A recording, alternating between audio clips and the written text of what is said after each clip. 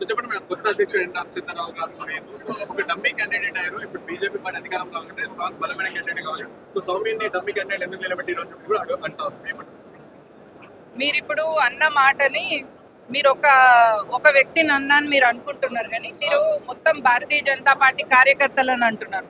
లక్షల మంది కార్యకర్తలను ఆ మాట అని మీరు అవమానిస్తున్నారు.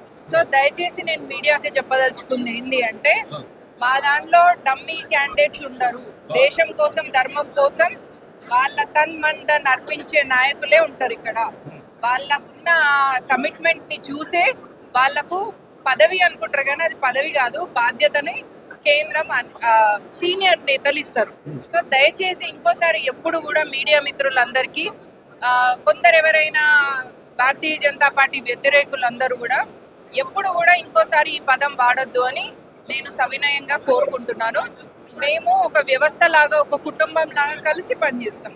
సో మీరు ఒక మాట అన్నారు అంటే, మీరు మా కుటుంబ సభ్యుల్లో మా కుటుంబ పెద్దని అన్నట్టే. ఇప్పుడు ఎట్లయితే తండ్రి కుటుంబానికి హెడ్ ఆఫ్ ద ఫ్యామిలీ అని చెప్తారో, అట్లా రాష్ట్ర అధ్యక్షుడు అంటే మాకు తండ్రి స్థానంలో ఉన్నట్టు. మేమందరం వారి ఆజ్ఞను పాటిస్తుంటాం. మీరు ఇట్లాంటి మాటలు, అన్పార్లమెంట్ మాటలు మాట్లాడడం వల్ల మా మనోభావం దెబ్బతింటున్నాయి. దానివల్ల ఒక గొప్ప పార్టీ అయిన భారతీయ జనతా పార్టీకి మీరు నష్టం చేసిన వారు అవుతారు. దీన్ని బట్టి మీరు ధర్మద్రోహుల కింద, దేశద్రోహుల కింద పరిగణించాల్సిన పరిస్థితి మీ మీద వస్తుంది. కాబట్టి దయచేసి ఇంకెప్పుడు కూడా ఆ పదం వాడొద్దు అని నేను అందరినీ కోరుకుంటున్నాను. ఏఐసీసీ అధ్యక్షతన మీటింగ్ ఏర్పాటు చేసే సమావేశం గ్రామస్థాయి అధ్యక్షులందరూ కలిసారు. ఇలా ఏం చెప్తుంటే 11 నెలల పనులు అసలు బీజేపీ తెలంగాణకి ఏం చేశారని చెప్పి క్వశ్చన్ చేస్తాం. ఏం చేశారు అది అన్నది కాంగ్రెస్. అదే అంటున్నా. అదే అసలు అడిగే నైతిక విలువ, నైతిక అర్హత లేని కాంగ్రెస్ పార్టీ 11 ఏళ్లలో బీజేపీ ఏం చేసింది అని అడుగుతున్నాం. ఒకటే చిన్న ఎగ్జాంపుల్ చెప్తా అండి. ఆర్టికల్ 370ని అట్లా పెట్టి అక్కడ టెర్రరిస్టులను పెంచి పెద్ద చేసింది ఎవరు? కాంగ్రెస్ కాదా? జమ్మూ కాశ్మీర్ లో పాకిస్తాన్ పిఓకేను ఆక్యుపై చేసింది. కాశ్మీర్ లో కొంత భూభాగాన్ని ఆక్యుపై చేసినప్పుడు చేతగాని చావచొచ్చిన ప్రభుత్వం ఉన్నది ఎవరిది? కాంగ్రెస్ది కాదా? అక్సాయ్ చిన్ అని చెప్పేసి చైనా మన భూభాగాన్ని కొంత తీసుకున్నది. అప్పుడు ఆ అధికారంలో ఉన్నది ఎవరు? చేతగాని చేయవచ్చిన కాంగ్రెస్ కాదా?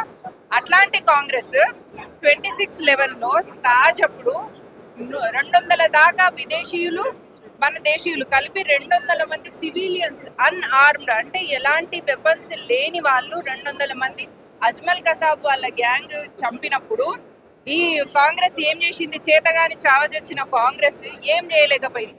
అదే భారతీయ జనతా పార్టీ 26 మంది సివిలియన్స్, అంటే ఎట్లాంటి ఆయుధాలు లేని, క్యారీ చేయని సివిలియన్స్ టూరిజం కోసమని వెకేషన్ కి వాళ్ళ ఫ్యామిలీతో వెళ్తే 26 మందిని చంపినందుకు ఆపరేషన్ సింధూర్ తీసుకొచ్చింది భారతీయ జనతా పార్టీ.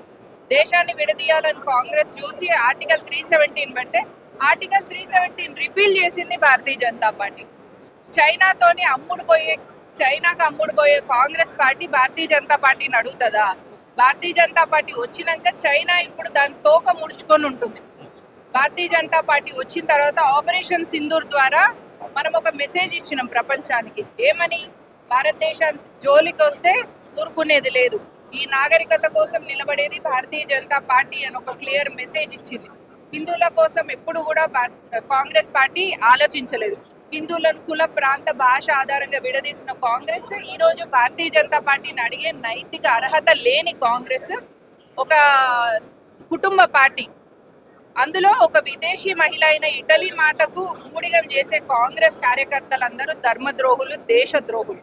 వాళ్ళందరికి గతి లేక ఆ పార్టీలు ఉంటున్నారు. కానీ ఒక్కసారి వాళ్ళు ధైర్యం తెచ్చుకొని మీరు ధర్మం కోసం నిలబడితే మీకున్న ఆప్షన్ భారతీయ జనతా పార్టీ. యుద్ధం చేస్తుందేమో అనుకున్న కేంద్ర ప్రభుత్వం సో మోదీ ట్రంప్ కి సరెండర్ అయిపోయారు అని చెప్పి కూడా నిన్న వ్యాఖ్యానించారు. అంటే దేశ ప్రజలు ఓట్లేసి గెలిపించలేదు మోదీని, సో ట్రంప్ ఏజ్ గెలిపించిన ట్రంప్ కి ఎందుకు సరెండర్ అయిన కూడా నేను అడుగుతాను.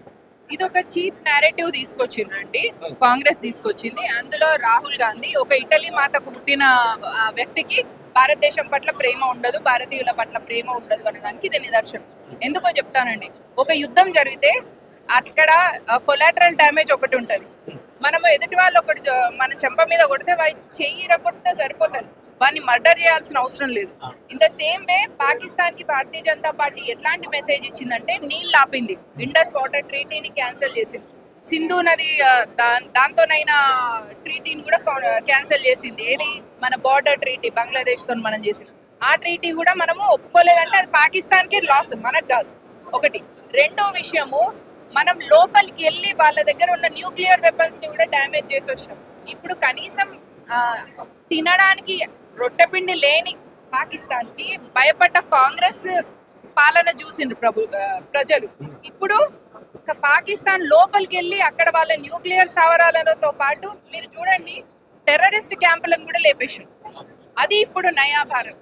ఆ నయా భారత్ ని తీసుకొచ్చింది ఎవరు? ఆ ఇమేజ్ ని తీసుకొచ్చింది భారతీయ జనతా పార్టీ మాత్రమే. కేవలం భారతీయ జనతా పార్టీ మాత్రమే భారతీయుల స్వాభిమానం కోసం, హిందువుల స్వాభిమానం కోసం ప్రతి ఒక్క మళ్ళీ ఇక్కడ హిందువుల స్వాభిమానంగానే మతతత్వ పార్టీ అని మూర్ఖంగా మాట్లాడొద్దు, ఆర్గ్యూ చేయొద్దు. ఎందుకంటే హిందుత్వం ఎప్పుడైనా కూడా ఇస్లాం అయినా క్రిస్టియానిటీ అయినా వేరే పరమత సహనం ఉన్నది హిందుత్వం మాత్రమే. కాబట్టి భారతీయ జనతా పార్టీ హిందుత్వ పార్టీ అనగానే దాన్ని కమ్యూనల్ గా చేయడం అనేది ఒక రాంగ్ నేరేటివ్. కాంగ్రెస్ పార్టీ ఏం అలిగేషన్ చేస్తుంది అంటే సెక్యులరిజాన్ని లేకుండా చేసే ప్రయత్నం చేస్తుంది బీజేపీ ప్రభుత్వం మాట్లాడుతున్నారు. ఇదేంటి అంటే ఒక చేతగాని తెలివి తక్కువ దద్దమ్మలు మాట్లాడే మాట, అది కాంగ్రెస్ కి ఎప్పుడు మాట్లాడుతుంది. ఇక్కడ మీరు ఒక విషయం తెలుసుకోండి, సెక్యులరిజం అంటే ఏంటిది? ఇతర అన్య మతాలను టాలరేట్ చేయడం. నేను ఒక కట్టర్ హిందువుని, కానీ నేను వేరే మతాలను వాళ్ళ దేవుడు కూడా దేవుడే కావచ్చు, అది కూడా ఒక మోక్షానికి ఒక మార్గం కావచ్చు అనుకుంటా. అది హిందుత్వం అంటే. మీరు ఒక పాకిస్తాన్ లో చూడండి, ఆఫ్ఘనిస్తాన్ లో చూడండి, బంగ్లాదేశ్ లో చూడండి, ఎందుకు సౌదీ అరేబియా లాంటి ఇస్లామిక్ కంట్రీస్ వెళ్ళినప్పుడు హిందువులు కూడా బుర్కా వేసుకోవాలి. ఇక్కడేమన్నా హిందువులందరూ ముస్లింలను మీరు హిందుత్వం ఫాలో కావాలని చెప్తున్నామా? మనం మత ప్రచారం చేస్తున్నామా? ఎందుకు పాలిటిక్స్ ని అన్నెసెసరీగా రిలీజన్ కి రిలేట్ చేస్తారు? సరే చేసిండే అనుకోండి, నేను ఇక్కడ అడిగే క్వశ్చన్ ఒకటి, హిందుత్వం అనేది సహజంగా Hindu by nature is a secular, Hindu by nature is a tolerant. So don't teach Hindus tolerance. హిందువులకు వేరే పరమత సహనం నేర్పించాల్సిన అవసరం కాంగ్రెస్ పార్టీకి లేదు. హిందువులకు టాలరెన్స్ నుంచి వెళ్ళి వేరే మతాలను సెక్యులరిజం కూడా నేర్పించాల్సిన స్థాయి కాంగ్రెస్ది కాదు. సో హిందుత్వ అనే ఒక ఎలిక్షర్, ఆ అమృతాన్ని తన సిద్ధాంతంగా పెట్టుకున్న Bharatiya Janata party 100% tolerant party. మనకు వాళ్ళు ఓట్లు వేయకున్నా కూడా చాలా సార్లు ముస్లిం ఓట్లు రావు భారతీయ జనతా పార్టీకి, కానీ అయినా కూడా ప్రతి స్కీమ్ లో నేను మీకు స్టాటిస్టిక్స్ చూపిస్తాను. ప్రతి దాంట్లో 25 నుంచి వెళ్ళి 32% వరకు ముస్లిమ్స్ ఉన్నారు. ఉజ్వల స్కీమ్ కానీ 11 ఏళ్లలో భారతీయ జనతా పార్టీ ఏం చేసిందో, ఉజ్వల స్కీమ్ లో 28 నుంచి వెళ్ళి 32% లో ముస్లిం మహిళలు ఉన్నారు. స్వచ్ఛ భారత్ లో టాయిలెట్స్లలో కూడా 28 నుంచి వెళ్ళి 35% ముస్లిమ్స్ ఉన్నారు. మీరు స్వావలంబన్ భారత్ లో కానీ పిఎం యూత్ యోజనలో కానీ ప్రతి దాంట్లో కూడా ముస్లిమ్స్ ఉన్నారు. మరి మేము టాలరెంట్ కాదు అని ఎట్లా అంటారు? సెక్యులర్ కాదు అని ఎట్లా అంటారు? మేము భారతదేశంలో ఉన్న ప్రతి ఒక్కరూ, అది హిందూ అయినా ముస్లిం అయినా, ఈ భారతదేశం పౌరులుగా చూస్తాం. కాబట్టి వాళ్ళ స్వాభిమానం కోసం, వాళ్ళ గ్రోత్ కోసం చూస్తాం. వాళ్ళు మనల్ని యాక్సెప్ట్ చేయకపోవడం అనేది వేరే విషయం, సెకండరీ విషయం. బీజేపీ పార్టీ చాలా సంక్షేమ పథకాలు తెలంగాణ రాష్ట్రానికి ఇచ్చిందని ఫోటో సెషన్ పెట్టి అక్కడ ఫోటోలు పెట్టాడు సార్. కానీ సీఎం రేవంత్ రెడ్డి మాత్రం ఇలాంటి కేంద్రం రాష్ట్రానికి సహకరిస్తారు చూపిస్తున్నారని దీన్ని ఎలా చూపించుకుంటారు? ఇక రేవంత్ రెడ్డి మాట్లాడిన మాటలను మీరు గమనిస్తే వారు ఒక సీఎం స్థాయి మాటలు మాట్లాడట్లేదు. ఒకటి, నేను ఒక చిన్న ఎగ్జాంపుల్ చెప్తా అండి. రేవంత్ రెడ్డి గారు మన రాష్ట్రానికి ముఖ్యమంత్రిగా, అది ఏ పార్టీ అయినా కూడా మనం యాక్సెప్ట్ చేస్తాం. ఒక చిన్న ఎగ్జాంపుల్ గా తన పరువు తను ఎట్లా తీసుకుంటారని, మొన్న అవార్డ్ ఫంక్షన్కి వెళ్ళిండ్రు, ఫిలిమ్స్ అవార్డ్ ఫంక్షన్. అక్కడ అల్లు అర్జున్ గారికి ఇవ్వడానికి వెళ్ళిండ్రు. ఆయన మీద కేసు అయింది. అక్కడ ఆ స్టేజ్ మీద ఆ 30 seconds బిట్టు చూడండి, ప్రతి తెలంగాణ వ్యక్తి కూడా అవమానంగా ఫీల్ అవుతాడు. ఎందుకంటే ఎవరు కూడా అల్లు అర్జున్ ని ఓన్ చేసుకోరు. ఎవరైనా ఈ రాష్ట్రానికి ముఖ్యమంత్రి ఎవరో వాళ్ళను ఓన్ చేసుకునే ప్రయత్నం చేస్తారు. కానీ రేవంత్ రెడ్డి ఆ స్థాయిలో ఉన్న స్థాయికి తగ్గట్టుగా ఉండలేరు అనేది మాత్రం తెలుసుకోవాల్సిన విషయం.